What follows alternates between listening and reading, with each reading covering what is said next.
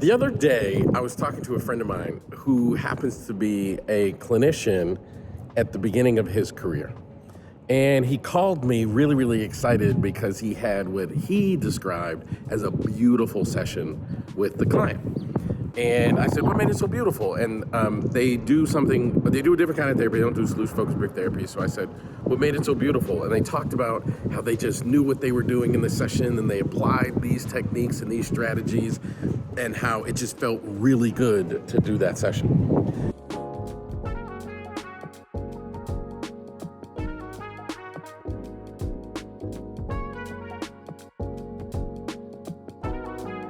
And I said, when did the session take place? And they said, earlier today, a couple hours ago. And I said, then how do you know it was a useful session?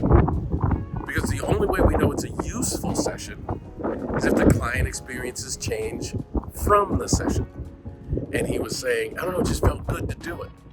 And we had a long conversation about like the only measurement that we should use on whether or not a session was good, beautiful, or whatever was how useful the client experienced it.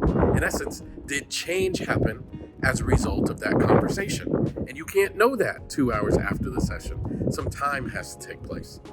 And I realized like this is an important point, which is why I decided to make this video about it, because very often as therapists, like we ourselves are anxious and or nervous about how a session is going to go, about how we're going to fill the time in the session, about what we're going to do in the session. I'm going to switch arms. Instead of measuring the session based upon whether or not the client experienced change, which again is the only thing that tells us whether or not it was a good session or not, we start measuring the session based upon how it made us feel to do the session. And it's very, very important to remember, like we literally have one job. We have one sole solitary job in our clients' lives. And that is to create desirable changes in our clients' lives. That is our sole purpose for being in our clients' lives. And the only purpose is not to have beautiful sessions because we felt good about the techniques we were using.